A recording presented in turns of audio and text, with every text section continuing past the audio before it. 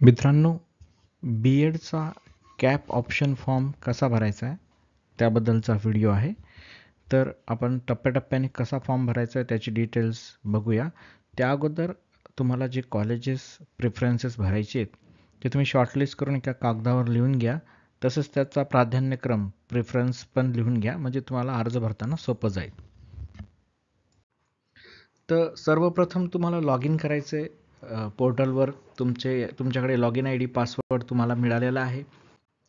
Log in I D password तुम्हाला वेबसाईटवर दिल्यानंतर तुमच्या लॉग इनमध्ये लेफ्ट साईडला शॉर्ट लिस्ट ऑप्शन्स नावाचं हे एक बटन दिलेलं, एक लिंक दिलेली आहे, short list option.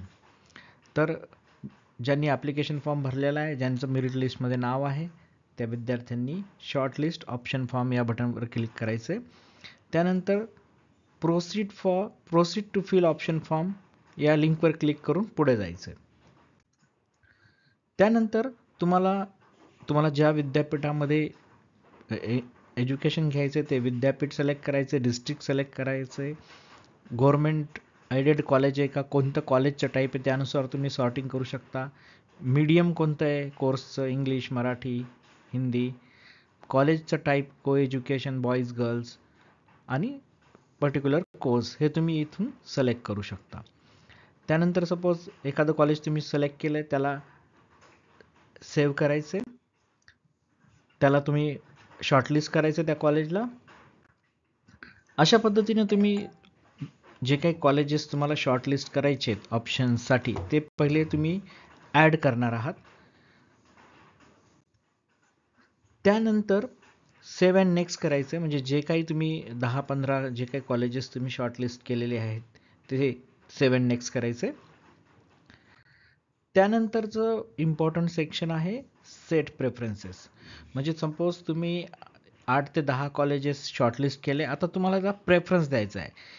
1 preference means सर्वात अगोदर तुमचं ते कॉलेज कन्सिडर केलं जाईल ऑप्शनसाठी, अलॉटमेंटसाठी. तसंच 2, 3, 4 हे तुमचे प्रेफरन्सेस तुम्ही भरत आहात, की मला फर्स्ट हे कॉलेज हवं आहे, दुसरं हे हवं आहे, तिसरं हे हवं आहे. अशा पद्धतीने तुम्ही प्रेफरन्सेस सेट करत आहात. प्रेफरन्सेस तुम्ही सर्व सेट केल्यानंतर तुम्हाला सेव्ह अँड नेक्स्ट या बटनवर क्लिक करायचं. त्यानंतर तुम्हाला तुमचा जो ऑप्शन फॉर्म आहे तो तुम्हाला लॉक करायचा आहे. तुमच्या लॉग इनमध्ये डिक्लेरेशन दिलेलं आहे त्या पद्धतीने तुम्हाला तो ऑप्शन फॉर्म लॉक करायचा आहे. तुम्हाला एक प्रश्न विचारला तर तुम्हाला ऑप्शन फॉर्म लॉक करायचा आहे, येस कन्फर्म म्हटलं तर तो कन्फर्म होऊन जाईल. त्यानंतर तुम्ही जो ऑप्शन फॉर्म भरलेला आहे त्याची तुम्ही प्रिंटआउट पण काढू शकता.